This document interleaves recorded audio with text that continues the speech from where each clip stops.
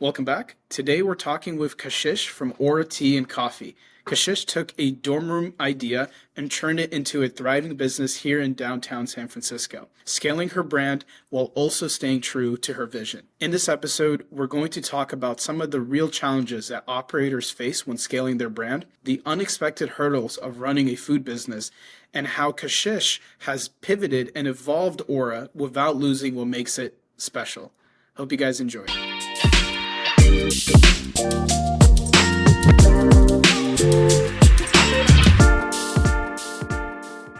Welcome back. In this episode, we're joined with Kashish here in person. I was wanting to do a podcast over Zoom, but you're like, heck no, we just gotta do it in person. So this is the first time I'm trying this out. Hopefully the format works well. I'm super excited to have you. I haven't seen you in almost 2.5 years. What have you been up to? I know the last time I literally saw you was in class. We were literally in class, and I have like a memory of you just raising your hand. That was my last memory of you. What class did we have together? It was, I don't even remember which class it was. I just remember you being in the class. Were you in the ethics or I don't know why I just remember that. Yeah. Yeah. Wait, I forgot the professor's name. Yeah, Professor Ross. Yes. Alan Ross. Yes. Yeah, Yes. He's the DD. I'll send him this video. Wait, don't put the part where I forgot his name. Yeah, it's okay. He actually came by the store. He did. He did. When I opened in the beginning, he was a real supporter. He actually came by. Apparently he lives in the area near my store. Really? Yeah. So I remember last time we spoke, he lived up in the Berkeley Hills, but maybe he has another pad in the city. I wouldn't doubt it, but thanks so much for coming by. Yeah, of course. Last time we spoke, I was working on another idea, trying to help business owners. Now I'm back helping business owners, but I'm working with restaurants.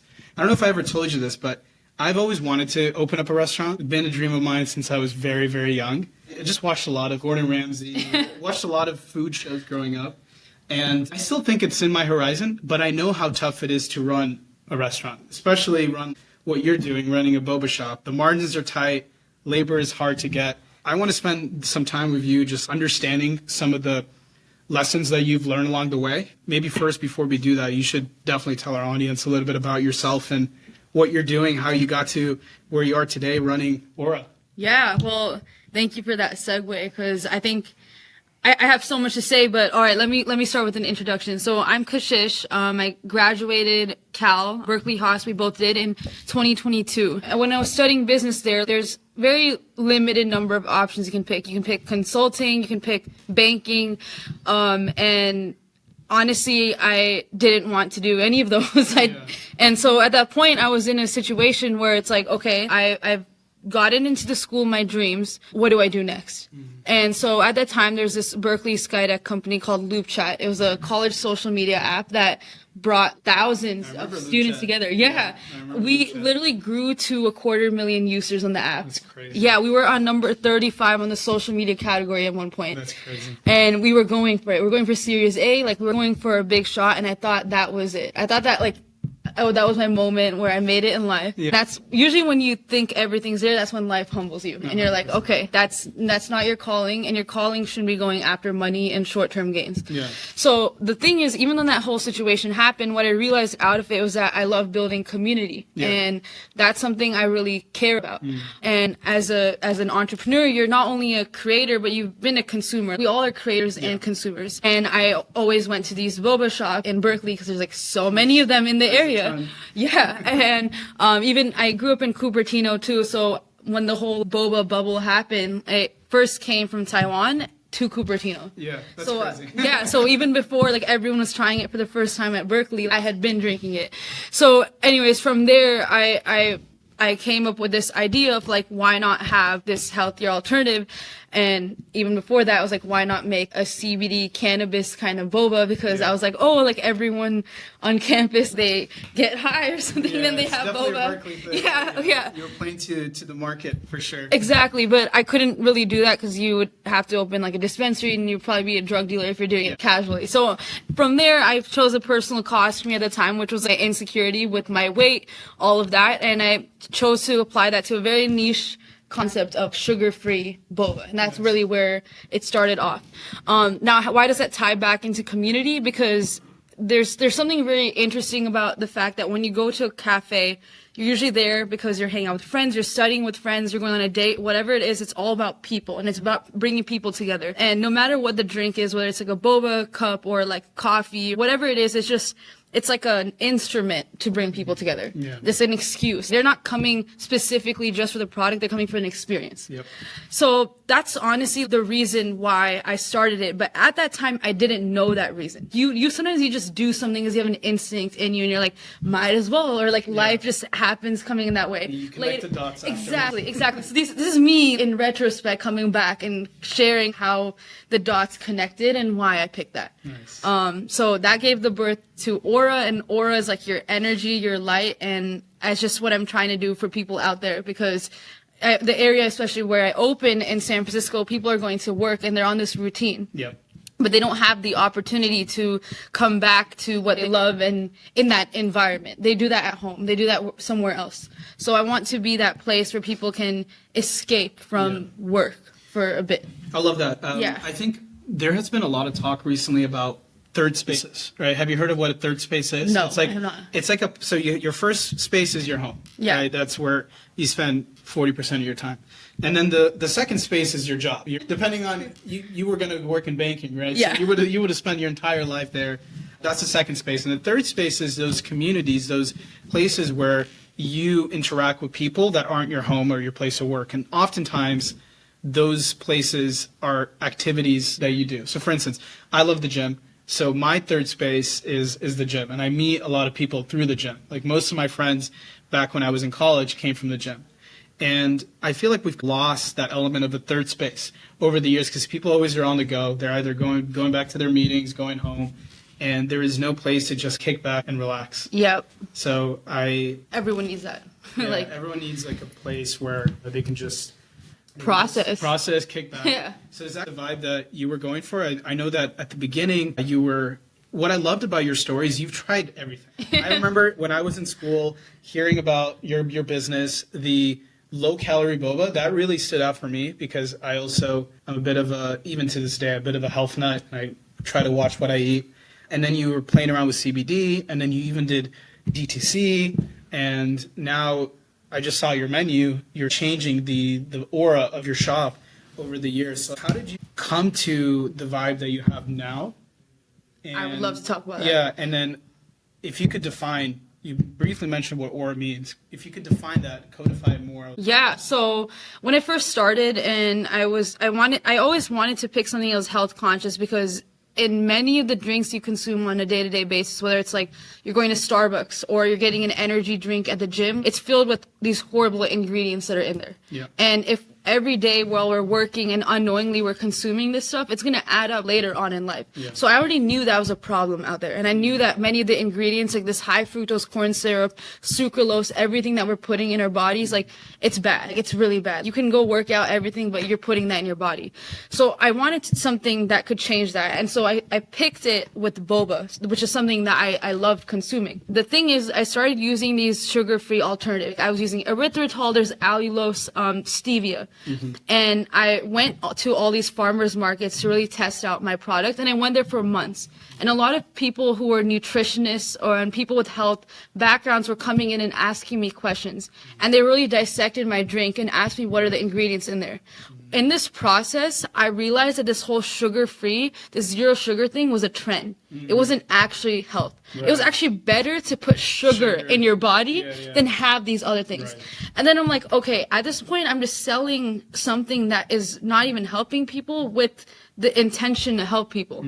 So from there, I went back to the basics. My drink today is very different than where I started because I had to go back to the basics. And what that meant for me is that I'm taking a drink. If I'm looking at a regular mocha, for instance, and you have these pumps of chocolate syrup and the milk, all of that. Now let's go even more basics. I've gone to the point where I now make my own almond milk, and that's what we sell in the store. We take like real organic almonds that come from a farm in LA. Wow. We take water and we take jaggery, which is raw sugarcane that comes from India. Yeah. It's unprocessed, it's like unrefined. We put that in a blender and then we like squeeze it out and we take the milk out of it. And then I can either boil that with like spices, or I can even blend that with a banana. So it makes banana milk. We have saffron cardamom milk. Now add espresso to that. Now add matcha to that. Now when you put that in your body, I can tell you exactly what ingredients are in there. Not some random syrup I got from some wholesaler that I'm pumping into your drink. Right. That is real health. Health is taking things that are natural out there, not creating chemicals and putting it in. That's fine. You can have sugar. You can have all these things. You can go eat a burger if you want to. But everything is about balance. That's what health is. So I feel like in this whole journey, it was like a relationship of me figuring out what my aura is. Aura is like, it's like your soul. Like it's what lights up your soul. And I feel like everyone needs to find that in their life, whatever it is, like their passion, like the people around them. And I feel like for me, I care about health.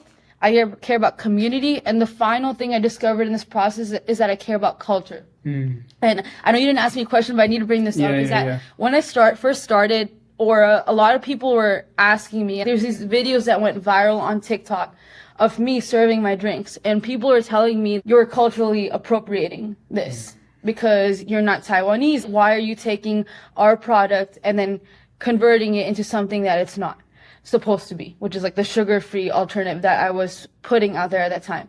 And when it came down to it, I realized that I actually wasn't really focusing on my own culture. I wasn't really bringing out what I am most proud of, because I was actually running away from being Indian for most of my life.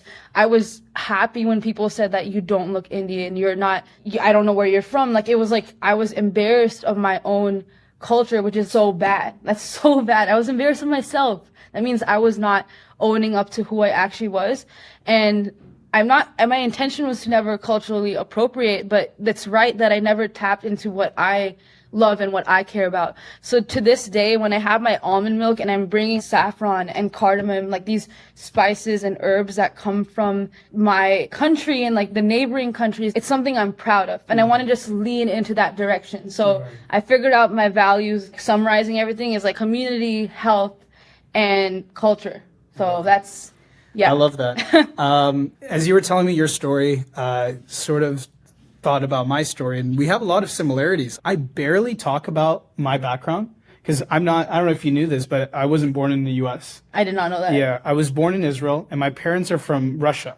And Wow. so Okay. those two, we're not going to get political on this podcast, but those two countries have their own issues with the U.S. So my entire life, I would always hide the fact that I was from that area. And as like a first generation American, you're always trying to mold yourself to the people you're hanging out with, your community, and you lose a lot of what makes you unique. And I love the fact that you've gone through this journey of, in a way, redefining yourself, but also redefining your business. And now you're focused on something that you feel proud of. You feel like you're being authentic. Right. And I think, first of all, you'll be able to stand out. I don't think I've ever seen a boba and a chai fusion, like an Indian fusion. Is that something that exists on the market today, or?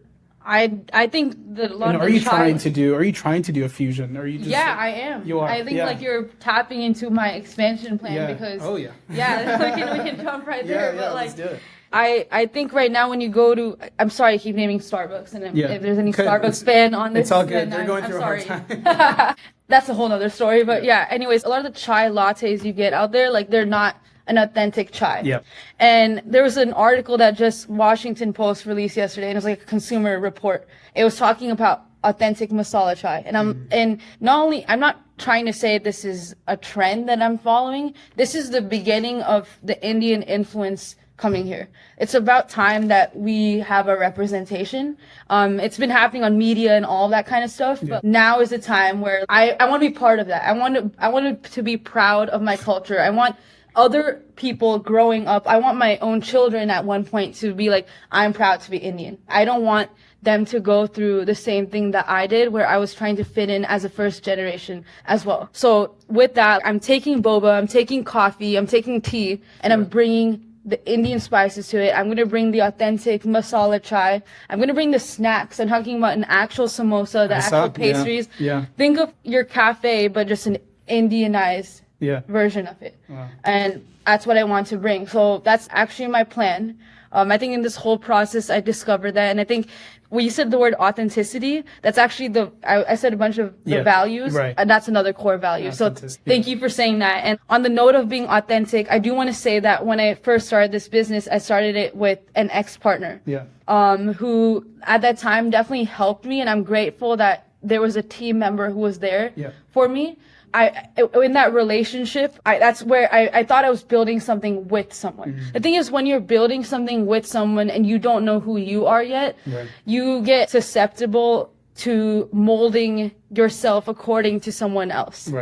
And not only did I go through that once, but that relationship ended. Aura was now mine to take care of. I entered another long-term relationship, which actually just ended like a month ago. Well, actually like some weeks ago, to be real. Wow. And even in that relationship, I was molding myself. I was losing passion in what I was doing. Passion is like an emotion. It comes and goes. You're not going to always feel passionate. But I was losing my why. Why am I doing this? Because again, I was looking at someone else, trying to build it with them, because I was so desperate to have a team member, because sometimes you feel alone as an entrepreneur, like you want to be with someone else. And in that process, I was losing myself. So now I'm at a point where I've figured out who myself is, and I want to tap in more into that. I want to create more. The money, the sales will come with that. 100%. I don't want to chase after the sales, because then again, I might as well go work at like banking, JP Morgan. I might as well go where I was supposed to go. Yeah, so. No, I know. And I know you won't, because there's very few people that I can tell, like I see them in person or online. And in your case, I saw you on Loop Chat. You can tell if someone is destined to start their own business. It's like an uncanny thing. You can sense it. They just don't mold themselves to the rest of the pack. They find creative ways to put themselves out there.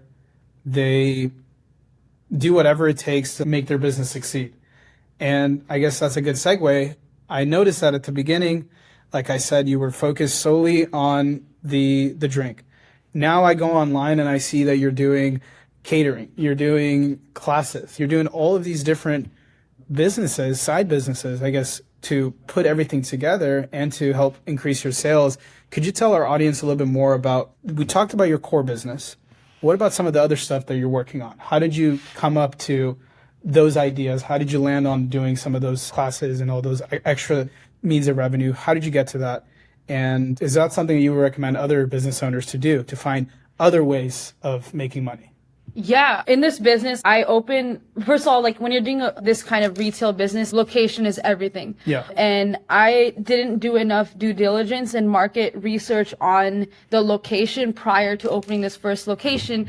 And I picked a spot in downtown San Francisco. And as you know, there's so many articles that have talked about that place, but I'm open on Spear Street right next to the Google building.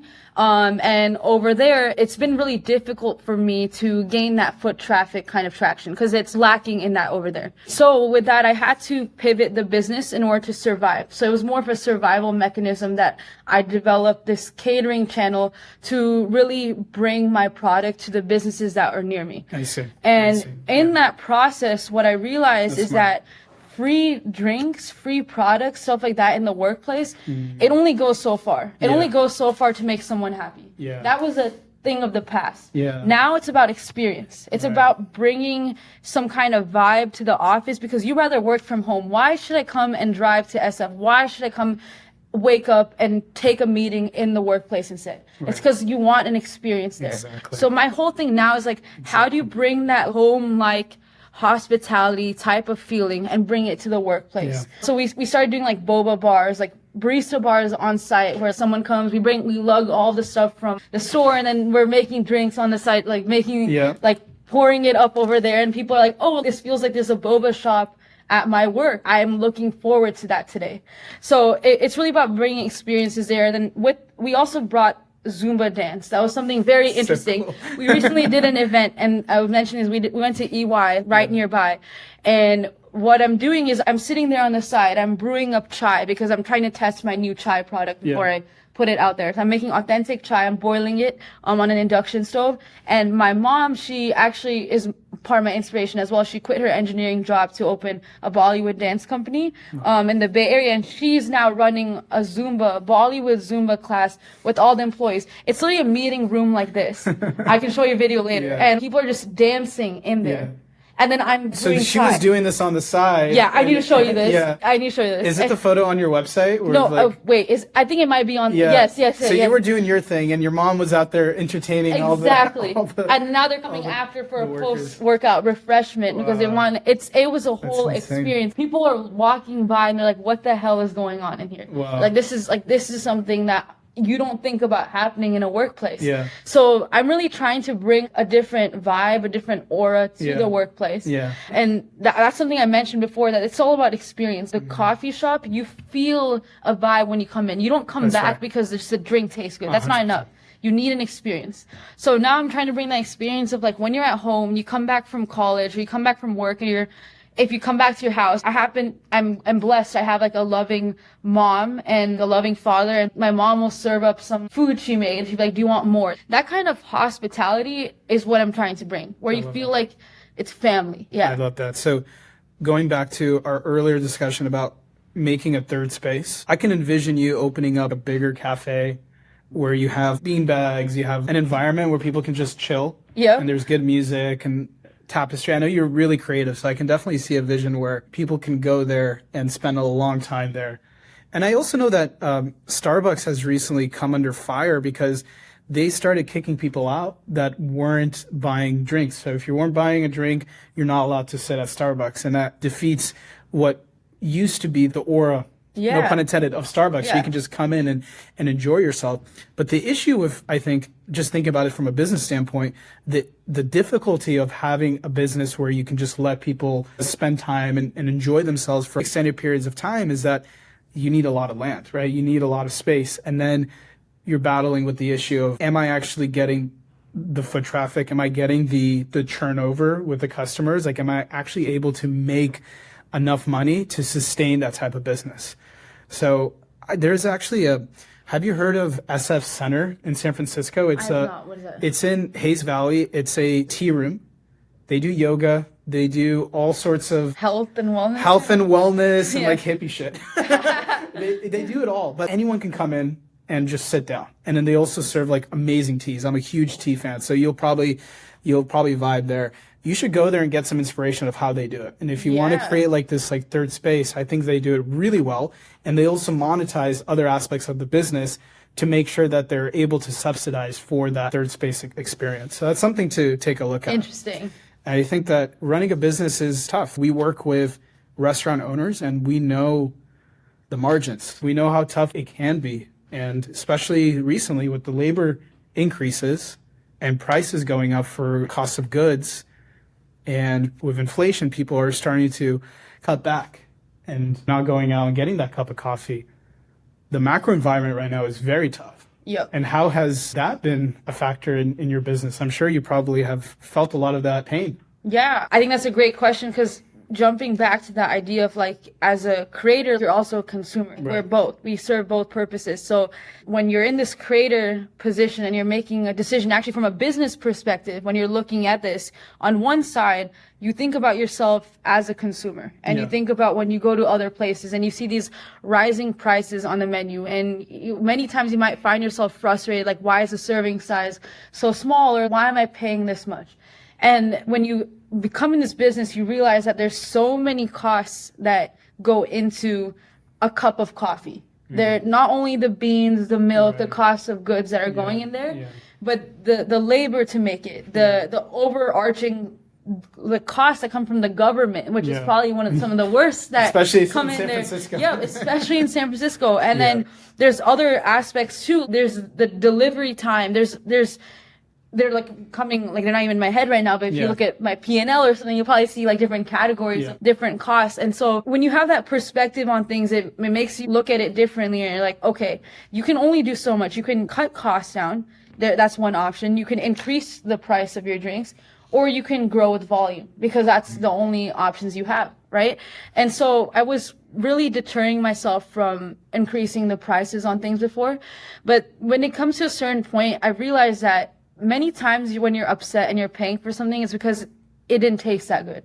And you're like, why did I pay that much? But when something tastes good, you feel the love that went into it, and it's handcrafted, everything like that. You are willing to put that down. That's true. And so now it's really about me putting some respect on the processes, the handcrafted processes that go into making our milk, the espresso, the kind of weightage we go, like the kind of detail we put into making each drink. I decided to increase my price for that reason. And I've still kept it in par with other businesses that are in the area. You gotta stay competitive. Yeah, and I don't think, speaking of being competitive, I don't think we should just compete on price. I think we should compete on the kind of experience we're putting out there, because every brand has its own experience. That's and right. there's something for everyone. That's like right. that, we don't need to go all after the same people. There's so many people out there. Everyone needs to find their own space. That's really what it is. And so that's kind of the mentality I've adopted. And I'm in a phase right now where I'm actually testing it out as well. So we can have a conversation in 70 days or something. Yeah, or maybe before that, actually, Yeah, like we the should- halfway point. Yeah. Got me thinking. We've heard of like the value wars with some of these, I would say more so in my business, the QSRs, the fast food Yeah. restaurants. They're all recently all competing on price, trying to have the best value menu item. Yeah, trying to give their consumers the best value for their money and trying to improve operations in order to reduce costs. Right? That's one strategy. But I think the strategy of the 21st century consumer, especially in 2025, we're all about the vibe. Like, take a look at this cup. Yeah. Like this cup right here, they're paying an extra, maybe what do you think? Like Maybe like 30 cents. 30 cents more. Yeah. And this is something I will remember. Yeah. Versus Yeah. versus like a Starbucks cup or just a regular brown cup with no flavor to it. No personality. No personality. That's Yeah. the word I was looking for. No personality. And I think that nowadays consumers are looking for the personality. They want to feel good about the products and the brands they support. Yep. They also pay a premium for the experience, right? So if you go in there and the artwork is beautiful, the vibe is nice, and there is something unique about it, whether it's the marketing or the story, or you just love to support the founders, I would pay a premium over that. I think Any you day of said the the week. word story. I think like that's what it is. It's like when you think of a brand now, people are moving away from it seeming corporate. Yeah, Like that's true. You want to think of the brand as a person, because it is a right. person at It the end of the day. is. But It like is, yeah. when you scale, that's a problem. Like you lose touch with that. That's right. So, and That's then right. at the same time, it's like, how do you scale while Yeah. keeping that personal touch? Like right now with my catering business, something I really take pride in and it makes me happy is that I have customers that I work with in these buildings and in these companies, and like I can message them at any time and they Yeah. can message me. Yeah. Like I feel like they're supporting me and I feel like they're family in a Yeah. way. The other day someone saw my car and they're like, "Oh, like are you opening in Berkeley?" Like that was literally a catering customer I had. That's amazing. Yesterday someone sent me the article on masala chai. Yeah. I didn't find that myself. It was another customer. Wall Street Journal? Yeah, and I met them for a Deloitte event. I'm meeting these people and they're not just customers, they're people who are helping me and they're there Yeah. for me. So They're it's like, there how for do I you. lose? I don't want to just automate this like by Right. having some catering software that's now just they can place an order through. Right. Like right now they can hit me up directly. So Right. how do I keep that personal touch? Right. I guess right now I'm not at a point where I can't handle my demand, Right. but I think that's just something to think about, Right. because you want to prepare yourself for a situation of like, what if my business 10x the next day? Can you 100%. handle that? 100%. Like, do you have the team, the supplies, everything? Yeah, that's amazing. I can go into so many different directions, but I'm a process junkie. I love processes. Yeah. I love to set up systems that work. And when you're looking to scale and you want to keep that same personality, you want to keep that brand that you set up, I think it's important to hire good people, right? That embody that energy, right? That embody that personality, that embody those values. And I think that a business is only as good as its people. So you can have the best location, you can have the best product, you can have the best marketing, but if your people don't embody those principles, then eventually the business is going to come crumbling down. I've seen this happen recently. I was looking at this brand. I don't want to name the brand. I don't want to name them, but they recently got bought out by not a PE firm, but like an investor. Now, an investor bought out this company, which was family run for 80 years. The father who created it unfortunately passed away and the kids didn't want to take over. And I went on their reviews and I went on Reddit and everyone is talking about like, what the heck happened to this business? And the reason why they're saying is that it just started to lose its touch because the founder passed away and they started doing like It's the little things that Yeah. happen first. It's like you remove that ramekin that you used to put the sauce in. Yep. And then you stop hiring the right people. And then it just crumbles, right? It's a self-fulfilling prophecy in a way. Yep. So when you're thinking about scaling, I think that's what's extremely important. You got to have good people. And to be honest with you, I do see a future where you're running a huge business and you're not going to be able to handle all those texts coming in. So you got to start thinking about that now because, like you said, you never know when something's going to blow up. I think you bring up a great point about the processes. Yeah. And like, I think it's also important when you're running a business to know your own strengths and weaknesses. Right. And like, what are some of your strengths and weaknesses? yeah, I think the weakness is the process side of things. Yeah. I think that's like where I feel that it's something that I don't take the time to do. Right. And it's now at a point where it's like, do you want to grow or do you not? You have to do it. Yeah. But sometimes it's just like you don't have the skill set, so you have to. Right. There's more of a learning curve there. 100%. And this is where I would love to have a team where Right. I have someone who can complement on that side. So my strength on the other side is I'm a marketing person. Yes. I think marketing. You're the marketing Yeah, person. like I don't think marketing is something where I have to go out and make some fake statement or something. It's actually me being true to myself. That's how I market. I market by being myself and putting myself out there. Yeah. And that with that comes the sales side of things too. 100%. I think selling is just telling the truth. I think many people make selling not telling the truth, but just tell the truth, and it's about creating trust. Yeah, and I 100%. feel that that's missing in a lot of businesses because I feel like I've been betrayed. My trust has been betrayed in life in all kinds of aspects. So I don't want to put that for other people as well. If I can't do something, just say you can't. Yeah. If you can, then you can. Then you Yeah, will get yeah. a repeat customer. It's better to get loyalty than Yeah. it is to get random here Right, and there and right. then create a reputation of like this person's fake. Then you're gone. Once 100%. once the trust is broken, Reputation it's is hard. Yeah, it's hard to repair it.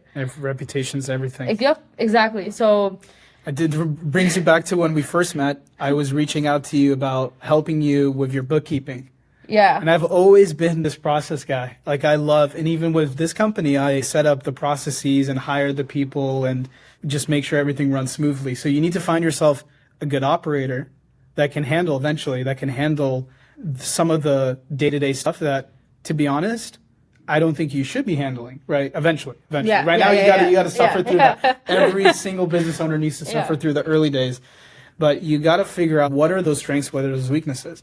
And you got to play to those strengths and just hire for some of the weaknesses, right? So you can focus on what truly brings value. And I think I do want to pick your brain a little bit about marketing because you have some of the best marketing I've ever seen. Thank you. Even back in the day, like it was a little crazy, I would say, yeah. by my standards. But Yeah. it drew attention, it drew the eyes. And now I'm starting to see that you're definitely kind of changing your approach a little bit, being more authentic, I think, Yeah. and changing the channels where I you did post. tame down a little bit. Tell us more. Tell us more about your marketing Yeah. strategy and what can you offer to my audience about how to stand out. I think it goes back to, again, just being yourself. And I think the brand is a reflection of the person who runs it, right? Yeah. So, like, let's look at something like Liquid Death, which is the best example love of it, I love marketing it. out there. Yeah, I agree. Their product is just water. Water. But Sparkling water, yeah, and regular water. exactly. And then like they saw the problem and that like when you go to these rock concerts, like what if you go to these places, like everyone's holding a beer can, what if you don't drink? What do you do? And so they, again, also the genius part, they created something that was actually solving a problem because now you can fit in by having a can that looks like beer. Okay, cool. Now it doesn't stop. That's just cool. That's a great feature. That's a great need. They've identified a problem and they found a solution to Right. it. Okay, that's the first requisite to a business, right? Now here comes the marketing part. You look at their marketing and it's insane. It makes you Yeah. think. It makes you question. Yeah. It's something you remember. That's right. And I think that's where right now in a world where most people are content creators and there's this idea of fame that's online where you are going after the views and all of that. How do you actually get to people? And for me, in an old school way, I like the offline guerrilla kind of marketing. And that's what I did at Loop Chat. Like we hosted a Squid Games on campus, which was like the Squid Games Meets Create challenge. I remember the Glade was just filled with people. I remember the first day that for Aura when I did a taste test and it was like free drinks and it was boba guys versus us. I think the best kind of marketing, especially with products like this, where it's like a consumer product, is just doing it in person, like doing it in front of people, because everyone's online now. Yes, I understand that ads can reach a lot of people, and that's great for certain kinds of businesses, but people will always remember something that's in person. And it's better to get less people who are quality kind of people who will support you than go after the masses and have people loosely know about your idea. So I'm all about in-person marketing. That's why I threw those events. That's what I'm going to continue to do. I'm just going to be there in person. Yeah. I think that old school ways of flyering, all of that, they work. They actually work. And I think it just requires more effort now, but it works. And that's the same method I use for catering. I do the door-to-door method. I come and I have meetings. I walk into an office and I say, hey, where's the person in charge? It takes more effort. It does. It takes more effort, but it works. It really works. Like, you just have to put in the work. Yeah. And I think social media is just a branding tool, not the biggest sales and marketing tool.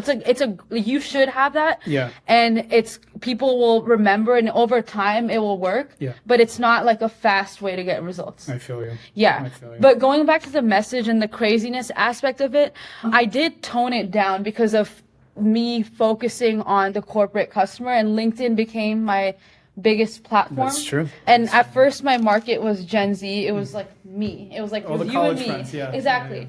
And it was fun. Like, there was something fun about that. But then I had to tame it down for the audience I was around. But now I'm going back to myself because that's not a core value of my company, but authenticity is, but me being crazy is not a core value. But I can say that it's a part of me, and I want to bring that out there. I want to find a way where I can put that out there. And I guess now when I'm talking, it sounds like I'm in my people-pleasing mindset, but I just need to put that out there, actually. Who cares? It's going to resonate with some people. That's right. And it's not going to resonate with others, but the people it's going to resonate with, those are my customers. 100%. And I think that was a problem I had in the beginning, where I was trying to please everyone. I would get so upset when I got a bad review that I wasn't even looking at my 5-star reviews. What about the people who actually care? Yeah, it's a psychological thing. Those bad reviews, they hurt way more than the 20 positive reviews that you get. Yeah. I love that. And so the craziness will come back. It's coming back. It's me. I need to put it back out there. Like, it was getting too tamed down. And I get it. Not to blame my relationships, but they were taming me down. I love it. And this is one of the reasons why I started this podcast, right? It is a marketing and a sales angle that I'm playing. But also, back when I was 10 years old, I used to do Minecraft videos, and I would record myself talking in front of a camera, in front of a microphone. And I built up an audience. Like, at one point, I had 10,000 subscribers on YouTube. I think at that point I was like 15. Wow, you were before the whole before any of there were influencers, but I was in a small little like niche Minecraft community. But I got so comfortable behind a microphone, and I loved inviting people on. One of my favorite series that I did is I would have guests come on, and we would just vibe. We would just talk about life. And I was a 15-year-old talking about what happened in high school. And I've always loved putting myself out there, like on LinkedIn. And I remember when I was in college, that was seen as cringe because in a way, I was going a little bit overboard and I was posting a little too much. And some of the things I was posting was inauthentic. But now, as I've gotten older and I've gotten more comfortable in my skin, I know that is an angle that I need to play, because if I take a look at some of my strengths, this is one of them. Right? Yeah. Putting myself out there, talking to people, like you and I are very much alike in that this is an angle that can actually bring us business. We just need to do it. We just need to do it. Like, who cares? Exactly. Like, what other people are saying. Exactly. And I was going to say something. Always. And then I was a ghost for the last year on LinkedIn because I left my previous startup and then I went to go work in corporate, and I loved where I worked, but I just wasn't able to actually show that side of me. So it became dormant. I get it. I was a ghost on Instagram for months. I saw that. Yeah. I was like, where did I wasn't posting. I thought I had to delegate it. I'm like, why am I delegating the thing that I like doing? Yeah. I was afraid to post. I was afraid to be myself. Yeah. So it's crazy. Whatever you're saying, like, I really relate to it. Like, the timeline's insane. Well, we're getting close to time. I want to say thank you for coming on. I hope that we can have more checkpoints. It shouldn't be every 2 years because as we start building our businesses, building our brands, I know that our worlds are going to connect. And we also have a very similar story in that we've started businesses, failed businesses, and we're coming out the other side with a lot more perspective and wisdom. I definitely respect everything you've done. Even from when we first met, you were putting yourself out there, and that is tough. Very few people can do that. On top of that, starting a business, a food business, my audience here runs restaurants, runs catering companies, and they know how tough it is. And for your age, doing that in the toughest city in the world, San Francisco, takes a lot of balls. Thank you. That, I don't even know what to say. That just means a lot. And Yeah. Mad respect. I think we all meet people in our life, like either it's like everyone's like on a similar journey, and it's like a soul family, I guess, Yeah. where like we meet people, like sometimes they're like life lessons to like grow stronger, and then Right. sometimes people are just meant to be on a path with you. 100%. And I feel like we're meant to be on some sort of path together, and we're gonna grow. That's what 100%. happens. Like that's why we reconnected 100%. 2 years later. 100%. So like let's just keep doing it. You guys, I will put all of her links in the bio. Check her out. If you're a company that's looking for catering, looking for fun events to do with your team, or just passing by San Francisco and downtown, you got to check her out. Thank you so much for joining me today. This was a lot of fun. Thank you. All Thank right. you. You take care.